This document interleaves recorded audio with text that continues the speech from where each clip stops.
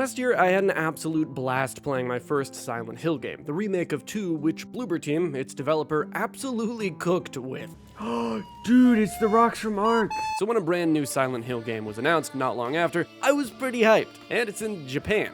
Well, Silent Hill F was worth the wait, but don't just take my word for it, because by the end of this video, you should understand the full picture of the game's story and come to your own conclusion. We're gonna figure out the big picture. What's happening in this town? How does it connect to the rest of the Silent Hill games? And perhaps most of all, what does the F stand for?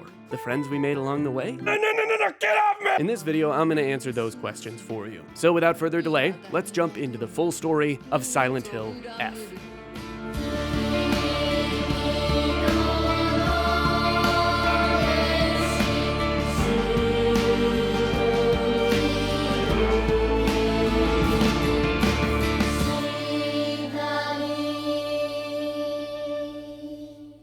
Before we can get into the events of the gameplay, it's critical that we set the stage for where it takes place, the town of Ebisugaoka. The history of the town goes all the way back to ancient Japanese mythology. According to the Nihon Shoki, one of Japan's most ancient history books, an 8-headed dragon named Orochi demanded the sacrifice of young girls for it to devour every year. Upon hearing this, a deity named Susanoo brought 8 barrels of sake to the dragon and lured it into drinking them. Once Orochi had become intoxicated, Susanoo slew the dragon by chopping off all of its 8 heads. But according to Ebisugaoka's oldest historical records, after being decapitated, one of Orochi's heads flew far west and fell between the mountains of Higa no Kuni, the previous name of Ebisugaoka. It is said that the head eventually came back to life as a poisonous water dragon that plagued the land for many years, and there were records of toxic gas leaks from the underground water streams in the past. This is likely what spawned the idea of a poisonous water dragon in the region. But despite this being in Ebisugaoka's records, it isn't stated in the Nihon Shoki. Jumping far ahead to the 1100s, in 1156, there were 2 samurai clans that had recently become allies. These clans were known as the Taira and Minamoto clans, led by Taira no Kiyomori and Minamoto no Yoshitomo. A few years later, in 1159, the Minamoto clan turned against the Taira clan and started a rebellion, but the Taira clan crushed said rebellion completely, resulting in the death of Yoshimoto, most of the other Minamoto leaders, and their children. But the Taira spared Yoshimoto's son, instead exiling him to another province. The Taira clan had gained dominance, but that same son of the Minamoto clan that they had spared, over time reunited his clan, aiming to reclaim power. Later on, in 1180, the Genpei War sparked. And after a series of battles, the Taira clan leader passed away due to fever, leading to the Minamoto clan defeating the Taira clan in 1185, which resulted in the samurai rising as Japan's ruling class, starting its 700-year feudal era and establishing the Kamakura shogunate. After the war, defeated warriors from the Taira clan fled to all corners of Japan for sanctuary. Few ventured close to Ebisugaoka, for the poisonous gas that rose from the ground was a well-known thing. This made it the perfect hiding place for those shamed warriors. Though this did come with its own problems, as there are numerous records regarding the town's residents suffering from the water dragon's poison. And according to other local legends, the soldiers who fled here vowed to exact revenge upon the Minamoto clan and restore the Taira clan to its former glory. Upon swearing this oath, they buried the sacred sword of their deceased leader at the base of a great cedar tree. In the Muromachi period, the Great Famine of Oe had young individuals desperate for quick money, and so they searched for the legendary sword. One story even claims that the sword was discovered, but the youth that found it became consumed by the Taira clan's resentment and went on a massacre shortly after. From then on, the sword became known as the Sacred Sword and was thought to contain the lingering animosity of the defeated Taira soldiers. It's said that the sword's animosity continued to grow even as it remained buried under the earth. So the people erected a sacred barrier around it using Jizo statues as anchors. Sometime during the Kamakura shogunate, there are records of a transition from the water dragon faith to something new, the divine tree faith. It's written that a peculiar monk donning multiple masks and measuring over 3 meters in height visited the town. The monk brought people to that same great cedar tree and told them the following.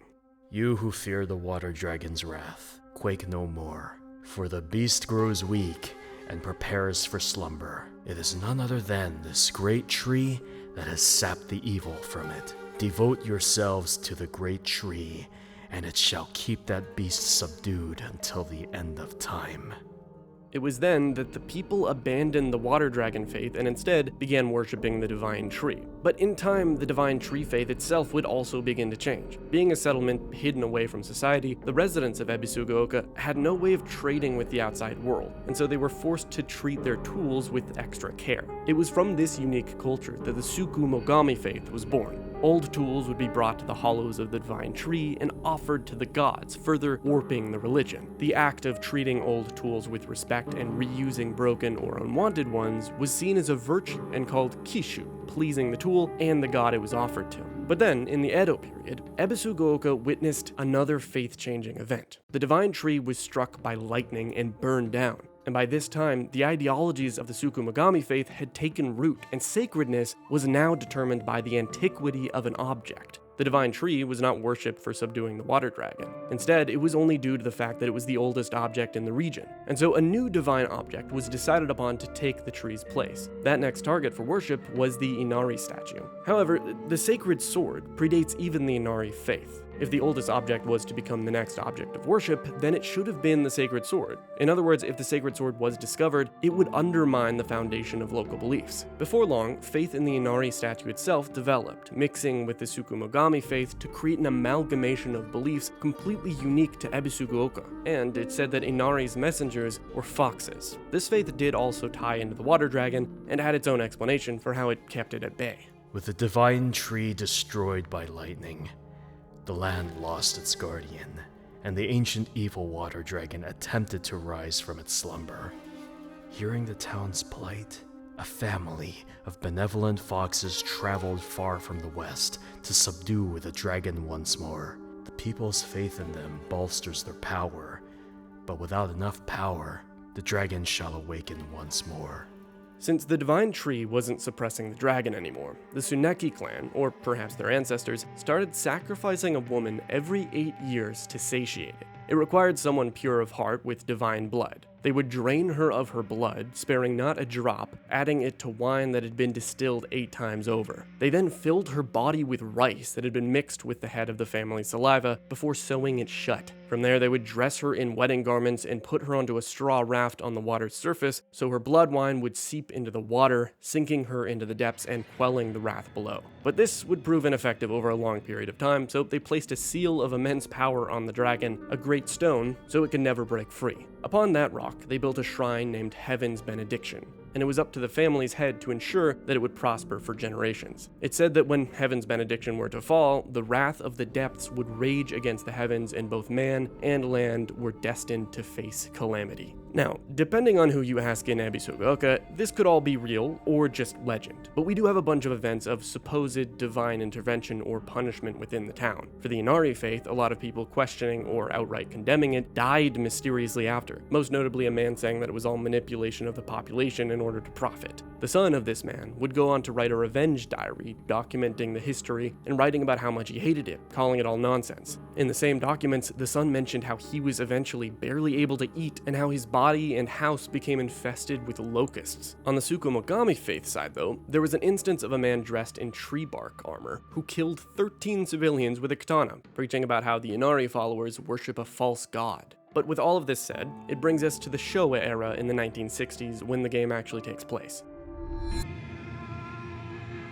This is Shimizu Hinako, our protagonist. Hinako is in high school, and she's not like most of the girls her age. Growing up, she was part of her school's track and field club and preferred to hang out with boys. This made her an outlier at school, and girls treated her like shit because of it. She always saw herself as someone who was more like a boy than a girl, and in fact outwardly wished that she wasn't a girl. She was pretty stubborn, unlike her elder sister, Junko. Junko was the golden child of the Shimizu family, always doing what she was told and meeting the expectations given to her. She would often smooth the edges of the rough relationship Hinako had with her parents, and Hinako would always try to do what Junko asked of her since Hinako looked up to her so much. Even though the two of them got along well, they had different perspectives on life, specifically what made them happy and how they felt about the societal standards for women at the time. Hinako grew up always despising people who told her how to act just because she was a girl, and pretty much everyone in her life did just this, the kids at school, and especially her parents. The thing that Hinako valued most in her life was to be able to make choices of her own. She would rather suffer due to her own choices than prosper at the decision of someone else. Her sister Junko, however, however, valued results more, deciding to fit in more to social norms. So naturally, she tried to mirror these ideals onto Hinako. But eventually, Junko got married, putting distance between the two of them. In Hinako's own words, she describes her father as an alcoholic, drinking his life away after accumulating debt, who hits and bosses his wife and kids around. She describes her mother as pitiful, just sitting there and taking the abuse with no respect for herself. The Shimizu family was very traditional for the standards of the Showa era, or at least tried to be, and this would prove to have long-lasting effects on Hinako, effects that we can see firsthand when we start the game.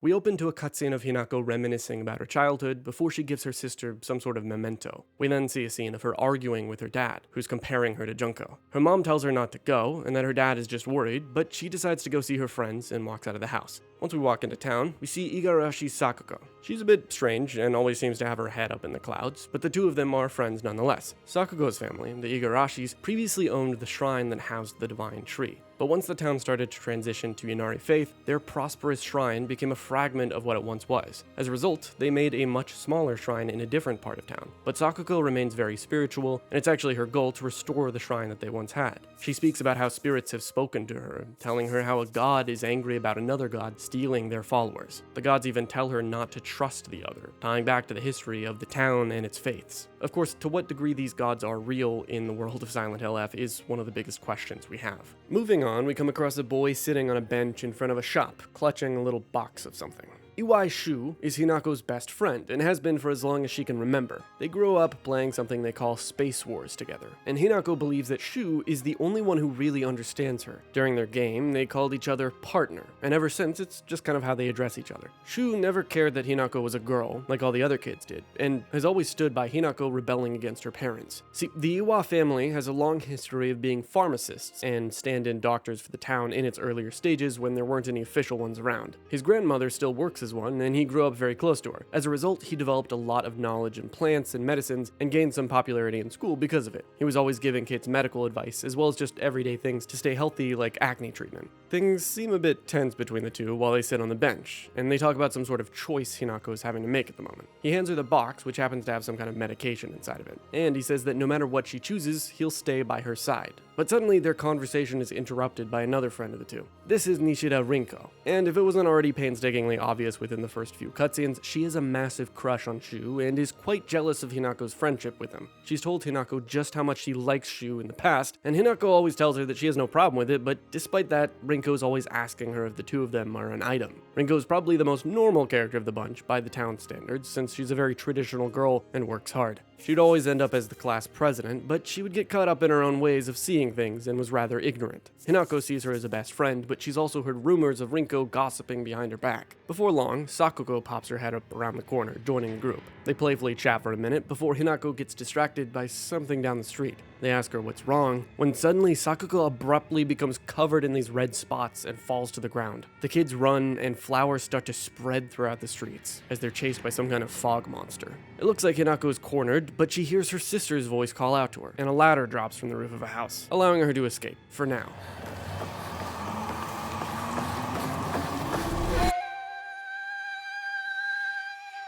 Confused and injured, Hinako reads the note left on the box of pills Shu gave her. The note says that they're painkillers meant for her headaches and general injuries, and this is pretty much where your traditional Silent Hill gameplay begins. You head through the town's alleys and abandoned houses, encountering these little shrines that act as your save points. And of course, along the way, you see these grotesque monsters trying to kill you. Like the other games, the appearance of the monsters have symbolic meaning, but we'll talk about them a little bit later. Eventually, Hinako makes it back to Sakuko's body, and she gives her a proper goodbye in this candy shop. Fitting, since as a kid, Sakuko always wanted her family to own a candy store. This sad moment is interrupted by some more of the flesh doll monsters, which really angers Hinako. Once she kills them all, though, she passes out on the ground, and the fog envelops her surroundings. She wakes up in some kind of hall and hears a strange voice telling her to take it easy. Once you solve the puzzle in here, everything turns red, and Hinako starts banging on the door trying to get out of the room. She busts it open, and a man in a fox mask catches her, telling her it must have been a nightmare. He hands her a lantern and tells her to follow him into the dark. And she does, through a series of puzzles and enemies, which eventually takes her to a door. He tells her that it's sacred ground and that, of course, she's allowed in. Quickly after, though, she gets jolted back awake by something hitting her, and wakes up in Shu's arms. Now, the place she was just in is called the Dark Shrine, and she visits it many times throughout the game's story. If you haven't figured it out already, it's where the Tsuneki clan live. We can see all the Inari-themed architecture everywhere, and even find notes from a girl named Mayumi. She writes how she was selected by the clan and told that her blood was divine before they made her a bride. Some of the stones in the shrine contain writings from her that look like calls for help. She writes how she probably won't come home and how she misses her family. We can also find a missing poster of her at some point during the game. Mayumi was most likely one of the girls that the clan had brutally sacrificed to the water dragon, but the scripture that describes these sacrifices says that the dragon was sealed, implying that they didn't need to sacrifice women anymore. So it begs the question, what do the Tsuneki clan want with Hinako? Snapping back to reality, Shu is grateful that Hinako is alive. She asks where Rinko went, but he says that she got lost while they were running. So the two of them decide to go to her house and check if she's there. As they do, Hinako encounters something new. And after escaping the thing, they reminisce about past memories they had together. But after doing a scarecrow field puzzle that reflects Rinko's hateful feelings towards Hinako, they eventually make it to their friend's house. Rinko runs out to hug Shu and gives Hinako a backhanded, glad you're safe too, before they head into her house and figure out what to do next. They would leave town, but the bridge is broken, so they plan to take the highway behind Shu's house instead. Rinko and Hinako decide to go grab some medicines to bring them with them before they head out, but while they walk down the stairs, Hinako's doll appears again, telling her to beware of Rinko. This bitch gives her a death stare from behind and then fucking shoves her down the stairs. What is her problem? Waking up in the dark shrine again, this time Hinako finds this badass polearm called a naginata and learns about a weird phenomenon that happens occasionally in the town. Notes from doctors talk about people with glassy eyes getting on all fours and making fox noises. They call it fox possession. This is the place we can also find the notes talking about the sacrifices made to the water dragon. But anyway, at the end of this dark shrine, Hinako encounters her first boss fight, a distorted version of Sakuko in a shrine maiden outfit, taunting and calling her traitor over and over again. When it looks like Hinako is about to get fucking murked, the Fox Mask steps in and does his Naruto jutsu to banish her from the sacred ground. Hinako follows him through the next door, and he tells her before they truly enter that they need to do a cleansing ritual with a nearby fountain. The man cleanses himself, but when Hinako does it, the water turns into lava, and she sees the doll once again, warning her not to trust him. Then she wakes up. It is at this point that Hinako starts to finally realize just how much Rinko despises her. The group heads to Shu's house, but things don't go according to plan. Monsters are everywhere. They instead have to go through their old middle school before they can actually get to his house. While doing so, Hinako keeps overhearing Rinko tell Shu to give up on Hinako, and that she's already dead, living a better life in another world. Pretty fucking weird, but okay. They make it to the school, and Shu and Rinko decide to rest in one of the classrooms, so Hinako volunteers to scout out the area. Solving a series of puzzles and opening the way to Shu's house, she meets back up with them, and they suddenly say she should get some rest as well before they head out. She does so, and yep, you guessed it, she's back in the Dark Shrine again. But this time, it's different. We get the regular puzzle-solving monsters kind of thing, but the rooms she finds past them are all containing her friends, restrained in some way. For Rinko, her cage is lowered into a pit of lava and she's burned alive. For Sakuko, the lights are extinguished and she's left alone in the darkness. And at the end of the Dark Shrine sequence, Shu tells her that no matter what choice she makes, he'll respect it, right before Hinako pulls a lever, killing him. All of these events are reflective of their own fears and emotions. Sakuko is afraid of the dark because it reminds her of how alone she is. She's also afraid of Hinako abandoning her, so she's left in the dark all alone, and she has a heart attack.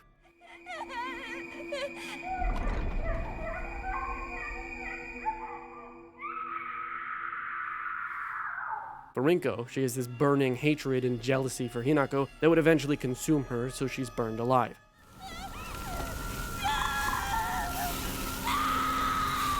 And for Shu, he's constantly being put in a chokehold by keeping his real feelings for Hinako buried, so he suffocates.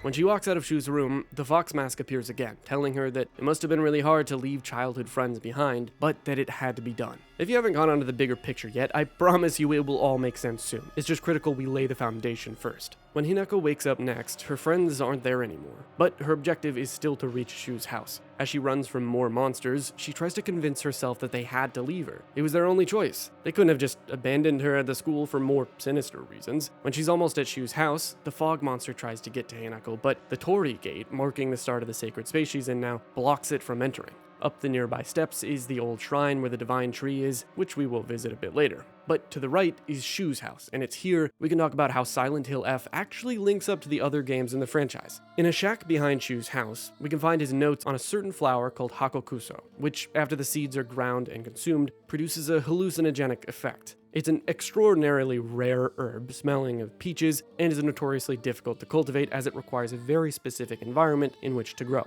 It's so prized that it has earned the title the Flower of the Gods. According to folklore, the herb can give one the ability to converse with gods, visit their lands, and even awaken dormant powers. And it was sought after by many kings in the past. Shout out to Max Dorat for mentioning this, but it also may have some connection to how the divine fruit in Taoism is a peach. So anyway, why am I saying all this? Well, if you're a longtime fan of Silent Hill, then you'd probably know about this certain kind of flower. Behind Shu's house, we can find a pond surrounded by white flowers. This flower, its leaves, and the condition it's growing in perfectly match the description of White Claudia and its growing conditions stated in previous Silent Hill games, where it was said to grow around the Toluca Lake. White Claudia was part of the substance used in religious practices that would cause hallucinations, later being turned into a drug called PTV. Shu writes in his clinical trial notes how he's spoken to another version of himself in lucid dreams when he takes the medicine made with this flower. He writes that there's no point in trying to force Hinako's opinion to change, and that she must make the realization for herself if he wants her to not get married. So he gives her the medication with this substance in it. Letting that sink in for a minute, Hinako goes into Shu's house. She looks at a picture, and then you hear someone knocking at the door. What the fuck? Is that Guardian Ape? So she gets chokeslammed into the ground by this giant furry demon arm and passes out, going back to the Dark Shrine. The Fox Mask is holding her hand, walking down some stairs when he tells her the path ahead is of great pain and suffering, and that they will perform 3 rituals. The doll behind them says to run, there's no going back from here. But Hinako ignores it. This is the part of the game where things get pretty gruesome. Oh no. Oh! Oh my god. In these 3 rituals, first they replace Hinako's right arm with a giant white fox arm, allowing her to fight with it in the Dark Shrine, which is honestly pretty fun. Second, they scorch her back, branding her with the Tsuneki clan's symbol of a flower. And lastly, they replace the top half of her face with a fox mask. Holy shit, what did I just watch? After all of this is done, the two of them walk down a long hallway of people wearing fox masks with Inari statues everywhere. There are women with masks sewn to their faces on the left, and men with kind of regular fit-on masks on the right. We do catch a glimpse of one woman in particular on the left wearing an owl mask instead. Keep note of that. The man says that they're all celebrating the two of them, and they wish Hinako the best in her new life. When they reach the end of the hall, they bow to the head priest standing in front of them. The doll warns Hinako again and tells her what her true name is, trying to remind her in case she forgets. The head priest in front of them turns out to be Rinko, and she starts swinging around this fiery flail and says how she's glad Hinako will finally be gone. Once she's defeated though, Hinako says she hopes Rinko finds peace before Hinako starts to become confused about her own identity. She questions if she really is Shimizu Hinako, and the fox masked man assures her that she is Hinako, his Hinako. Waking up looking pretty goddamn rough at this point, Hinako enters Shu's house again, and that same owl lady we saw earlier appears. Hinako realizes that this is her sister. Junko tells Hinako that she is still a lost little girl and that her choice is her own, but she needs to decide soon. Then she walks out and disappears. Hinako starts to head back to the Shimizu residence, and on the way, we see a flashback in a playground. A boy whimpers on the ground, cowering in fear from a fox that had just bit him. A girl steps in and pets the fox, telling all the kids to calm down because it's just scared. The boy was bleeding a lot and the girl comforts him. Some adults come and want to beat the fox to death for biting the boy, but the girl defends it. This boy, turns out, is the Fox Mask Man. His name is Kotoyuki. The girl is, of course, Hinako, and this is the moment he fell in love with her. The Tsuneki family had been the wealthiest and most notable family of the region for some time. Having a talent for business, they amassed a large fortune during times of social unrest. Some time ago, there had been an arranged marriage between the current heir and a nobleman, but the heir had a lot of scandalous relationships with women at the time, and he had to cut them off for the marriage. One of these women came from a poor family of farmers, but her beauty caught the young man's eye. This woman's name was Sachi, and by the time the marriage was arranged, Sachi was already pregnant. The two vowed to run away together, but it was all a lie, and he ended up casting her aside. The Tsunekis kicked Sachi out and drove her to some far-off place where they could forget her, even though she carried a child with their noble blood. People say that she fought back her tears so hard that blood trickled from her eyes. Sachi had the child and named him Kotoyuki. Kotoyuki grew up in Ebisugaoka, and his mom would write him letters, telling him how he was not like the other kids because he had noble blood in him. Once he had been bitten by that fox in the flashback, he went to an emergency room, and after the doctor called him by his name, the boy responded in a way that he hadn't expected.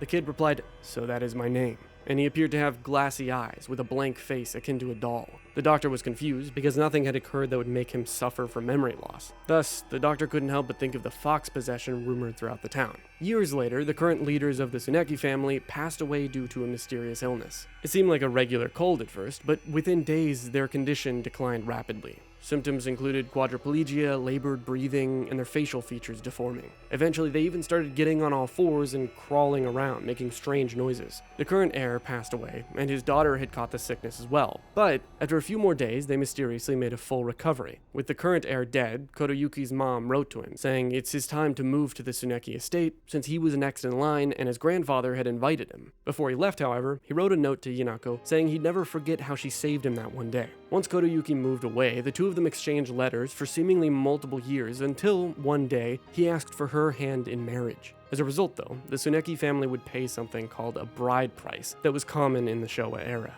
Hinako's dad, of course, took a liking to this idea as it would let him pay off his debt. And this has been the underlying plot of the game the whole time. It's why there's all this talk of Hinako having to make a choice, and it's why she's symbolically killing her friends and family. All the talk of her being dead is not that Hinako herself will die, it's that Shimizu Hinako, the girl they've always known, will die, becoming instead Tsuneki Hinako. She metaphorically slowly replaced parts of herself, becoming more and more of an ideal bride for Kotoyuki during the rituals. When Hinako returns to the Shimizu residence, she finds that everything has changed, and she barely recognizes it, which is probably a metaphor due to all of the time she had been spending away from home preparing for the marriage. There's a series of puzzles in the house relating to whichever ending you choose to pursue during the game. She experiences flashbacks of memories with her family and friends, but it's once she gets to her room we see some of the most important cutscenes. Remember what Shu said he experienced when taking the medication he made? Well, that's exactly what's happening here. Hinako talks to another version of herself, the part of her that is going to give into the marriage and accept the decision being made for her, whereas you are the version of her that doesn't want to accept it. The two yell at each other about what decisions should be made until one of them disappears.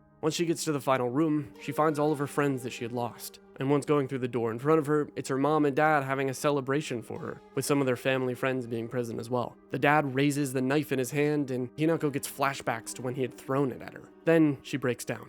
The parents turn into monsters, and the dad's form is what we've actually seen before many times in the game. The parents argue with Hinako in their voice lines while fighting her, and it's once Hinako defeats them that they leave the house. Hinako follows, and when she gets through the door, we finally have a full view of the fog monster that had been chasing her the entire time. It's wearing a shiramuku, a wedding kimono. We can see it's faceless, and it holds the parents' heads in its claws.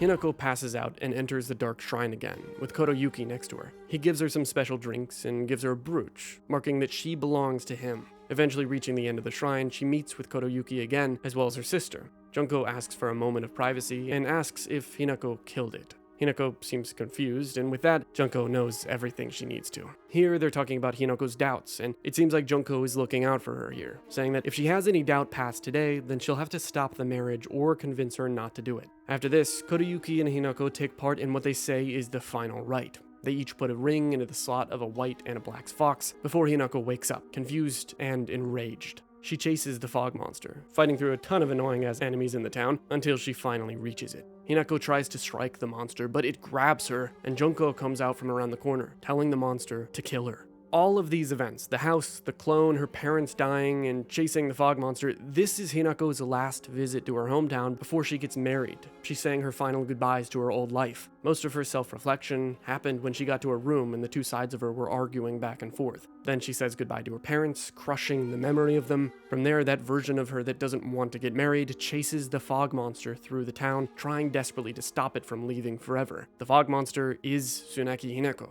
All these dark shrine experiences were seemingly flashbacks of her time spent with Kotoyuki at the Tsuneki estate, and now this is where she enters a final flashback.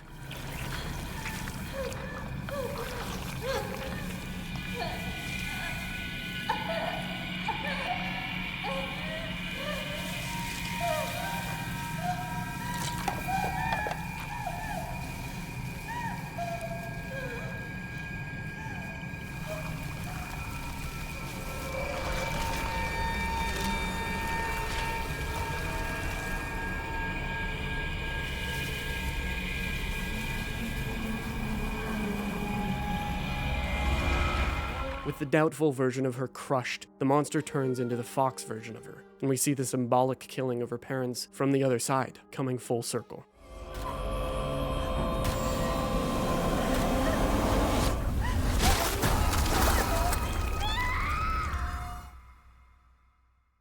Now, here is where we talk about the 5 endings. To get any of the other ones, though, you first have to get the default ending, and the other ones are done in different New Game Plus playthroughs. I'm going to leave a couple of things out during these first few, because to truly understand the full story, we're going to have to see the other endings first. And there is a clear reason why you need to get the 2 different endings before you can get the true one. A lot of the cutscenes throughout the actual game itself do change slightly depending on which ending you're getting, but the ones the most different are when she revisits her house. First though, let's talk about what's actually happening when the Shiramuku kills Hinako in that last scene. The new reborn version of Hinako basically takes the place of the doubtful one in the real world, and the now doubtful one is stuck in the dark shrine instead. She follows a trail of pills into the main wedding hall, which is where she shows her sister the pills, and she starts actually losing her shit because of them. The Shiramuku appears, and Hinako starts yelling at her, telling her that she took everything. And it's here where the 2 parts of her conscience battle for control. We see fox eyes in the distance while they fight, and when Hinako defeats it, she frantically runs away through changing hallways and rooms, passing thousands of pills littered all over the floors. She exits through a big door, and this is where we hear police sirens and see flashing lights. Yonikawa 2 to HQ. We've got 2 male victims here. Same female suspect as in the wedding massacre on Route 8. One victim is currently in cardiac arrest. Kagerocho 1 to HQ. We haven't found the knife used by the suspect at the scene. Chances are good that it's still in the suspect's possession.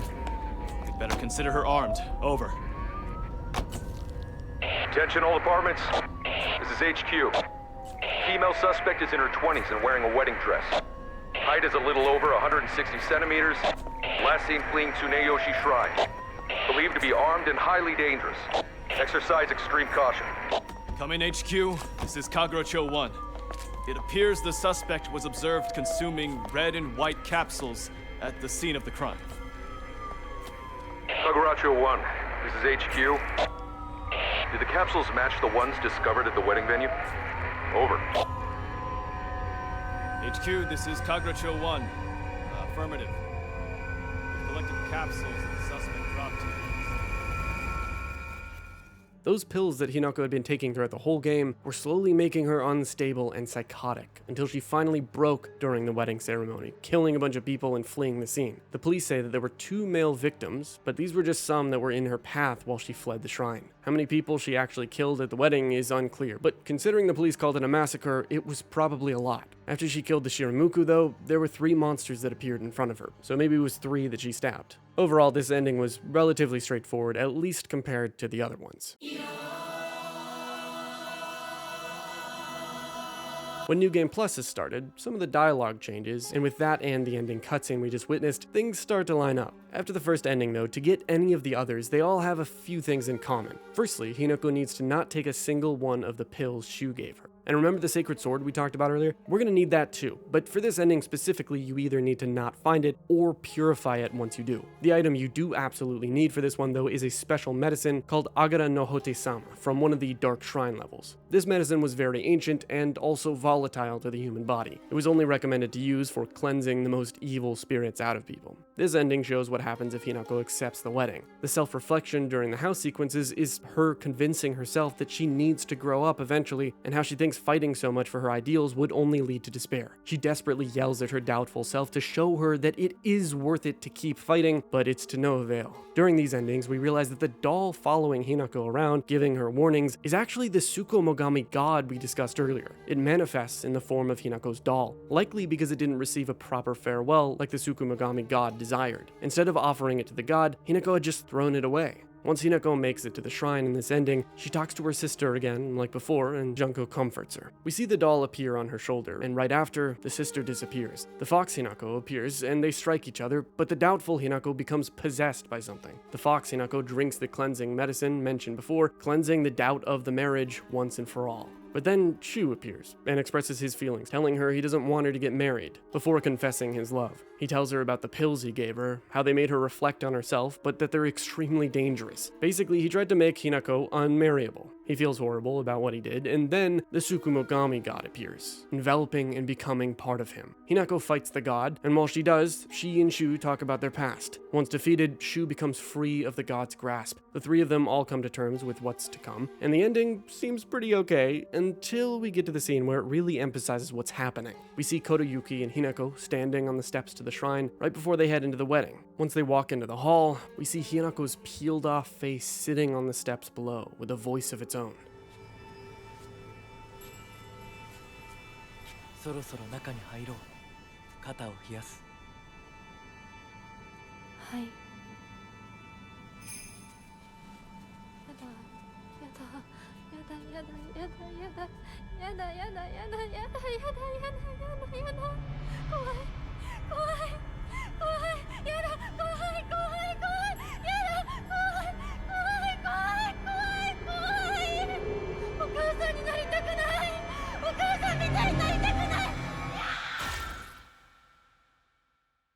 The fox wets its tail, the next ending, is one which requires the sacred sword. So remember the Jizo statues made to seal it? Well, Hinako has to break them by offering old tools to all 5 of them around the town. When she gets it though, she needs to not cleanse it. Once she gets to the house, her self-reflection dialogue this time is her non-doubtful side, being confused what love really feels like. She's unsure if she's actually feeling it, but the doubtful version knows for sure that it's not the same as what she feels for Shu at the very least. They agree that one of them has to be wrong, and the non-doubtful Hinako suddenly starts panicking, saying if she's the one that's wrong, to please kill her before it's too late. This time, during the wedding ceremony, we see the doll interfering again, and Hinako fights the Shiromuku. But this time, halfway through, Kotoyuki stops her.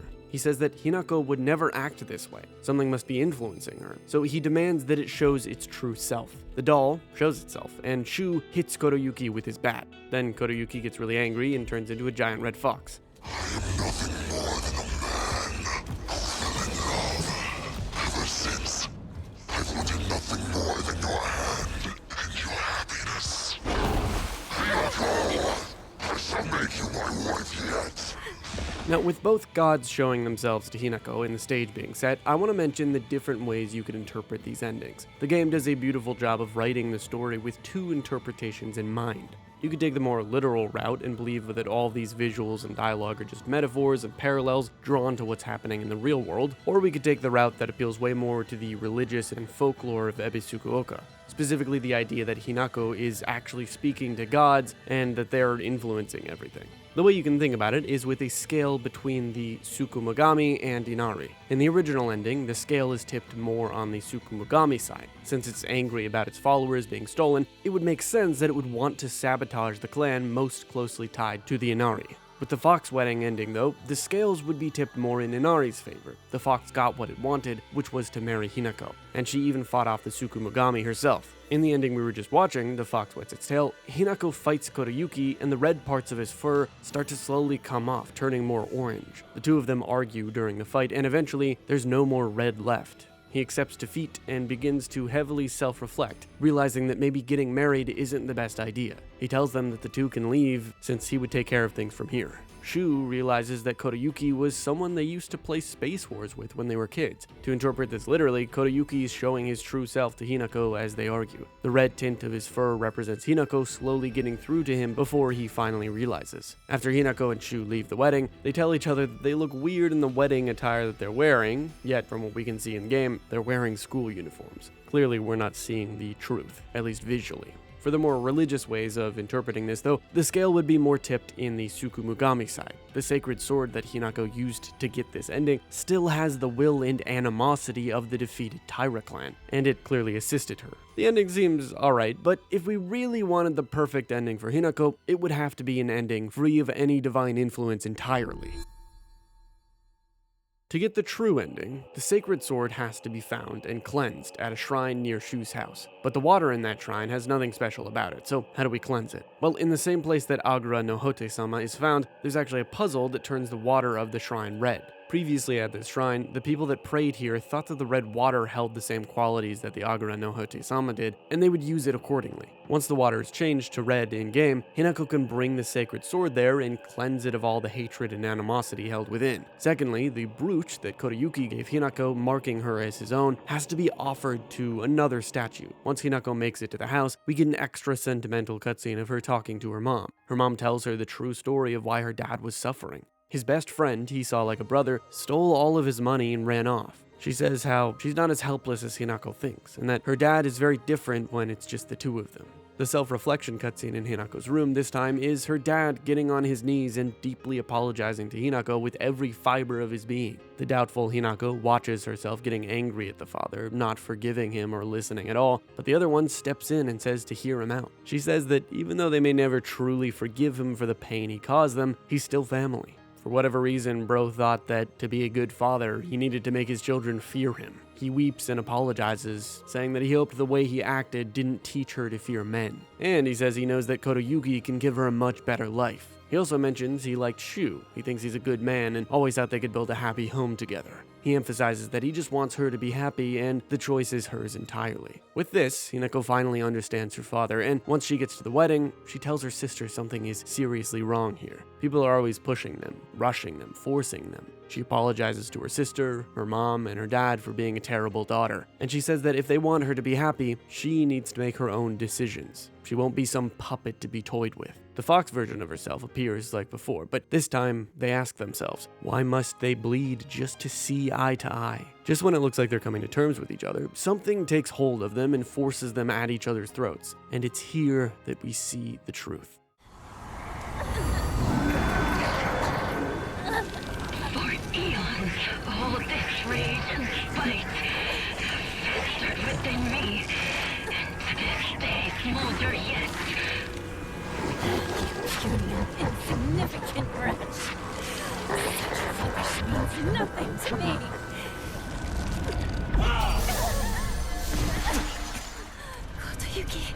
Kodayuki! Once in a blue moon,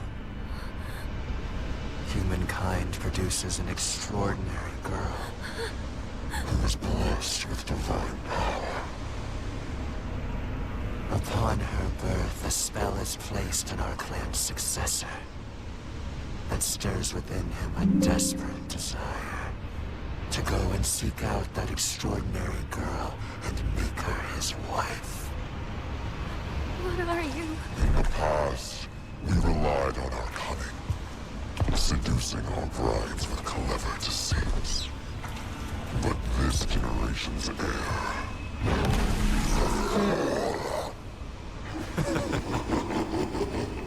All he wanted was for us to get married and be happy together. He tried so hard. He was alone all that time. Don't laugh! Don't you dare laugh at him! What he suffered, you will never understand! You monster!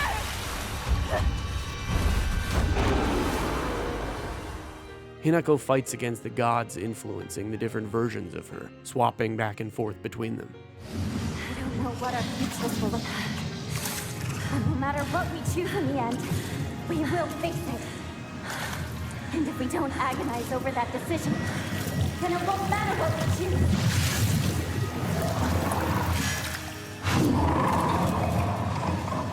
Just let us think. Think over our lives in silence. We don't need your meddling! After the fight, Hinako apologizes to the doll for not performing the final rite, and Kodayuki rushes them to safety. He apologizes, saying he's had many drinks and is usually so kind. He tells them he needs time to think it over as well. He wants to know for sure that his love for them is not the mere whim of a spell. The literal interpretation of this is that the Tsukumogami is Hinako's most negative emotions, her self-doubt and past trauma. It's why the Tsukumogami enveloped Shu after he confessed to giving her those pills in the other ending. Since they had cleansed the doubtful Hinako with the medicine, it had to latch onto whatever strong negative emotions it could in that moment, and the giant fox would be Kotoyuki's grandfather. Hinako battles both of them through and through until she's able to finally think for herself clearly, without the influence of others. The things Kotoyuki says after heavily reinforce this, and the spell he's talking about could just as easily be the arranged marriage itself, or just the idea of marrying Hinako coming from other people. The religious way, on the other hand, would be the fact that these gods are entirely real and are the core perpetrators of what's happening. Inari has possessed the grandfather and to an extent Kotoyuki. It's likely the Tsukumagami is angry with Hinako because she didn't perform the proper ritual when getting rid of her doll. But it's also taking advantage of her negative emotions that had been piling up within her for so long, and using those to its advantage, trying to sabotage the god that stole its followers. Because of Hinako's divine blood, Inari fell in love with her at first sight, casting a spell on Kotoyuki and spiriting Hinako away to become its bride. It's said that gods would sometimes marry humans, and most people found it odd or unspeakable, but some say they would do it to strengthen the bond they had with humanity. When Kotoyuki was bit by the fox as a child, it's possible that this is when Inari's influence or spell really started to take control of him. As we can read, it seemed like he was possessed when he went to the emergency room after. With the scale metaphor, this ending would obviously have both of the gods out of the equation entirely, leaving only one thing on the scale, that being Hinako herself. As the name of the ending implies, Ebisugaoka is now silent. Hinako can now think freely with her newfound mental clarity, whether it be due to the absence of divine influence or not letting her negative emotions, as well as other people, dictate what she does with her life. Kotoyuki gives Hinako, both sides of her, a hug. It then fades to white, and she gets a letter from him saying how he wants to try and enjoy the things a little more, since he wasn't able to experience his childhood to the fullest because of his strict mother. Then we see the two versions of Hinako talking to each other, except they're no longer doubtful and non-doubtful like they had been described earlier. Now, the fox version is the part of Hinako that wants to deeply love someone, to be so passionate that she might even propose to Kotoyuki one day when she's ready. The other part is her more independent side, and emphasizes how she wants to pour her heart into something as well, but she's not sure what it is yet. It no longer feels like some kind of alien trying to take over her body. The two of them sit on top of a torii gate with a view of the town, and Hinako has finally come to terms with all of herself.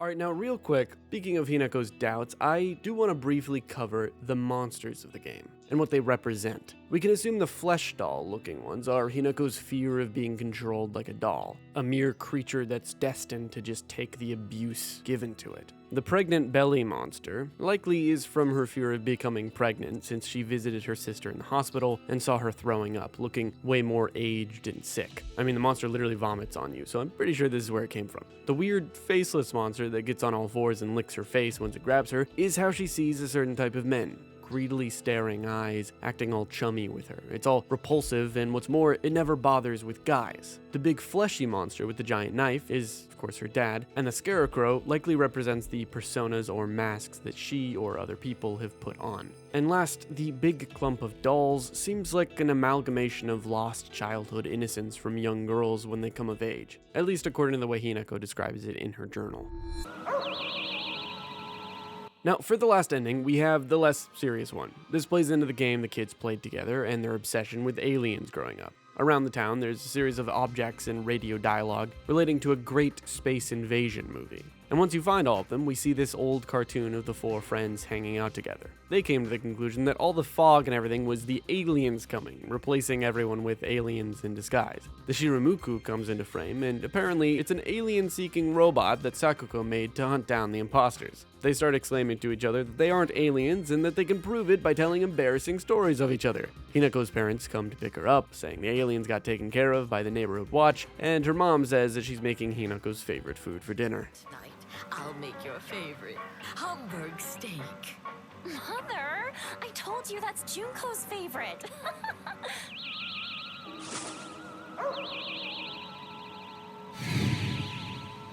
Oh, her parents are aliens, okay. This ending was really funny and a nice change of scenery compared to what we had to experience earlier. Oh my god, please don't remind me. Oh! There are a couple of things that aren't very clear about Silent Hill F. The most obvious one being, what is actually real? This question being as unclear as it is pretty much the reason I decided to have multiple interpretations for the story. You could almost explain all of the religious parts of the game simply due to the fact that she's been taking the White Claudia medication. But every ending except the first one, she doesn't take the medication at all. It actually locks you out from getting the other endings if you do. A second question I have is regarding how Hinako's mom had cancer and her father went into some debt because of it. It's entirely possible that the story the mom told about his best friend stealing his money and running off was all a lie to cover up the fact that they went into debt because she had cancer. When Hinako finds the letter from her uncle meant for her dad describing this event, Hinako sounds very confused, so it leads me to believe that this may be the case. And the most important question of all, what does the F stand for? It stands for fuck, cause this game fucking slaps! How did you enjoy Silent Hill F? Did I leave anything out? Or maybe you have different theories entirely. Why don't you let me know in the comments? Yes, let yourself be spirited away. Like and subscribe, and let our clan prosper. Click one of the videos. Click one of them, please. It makes me tingly.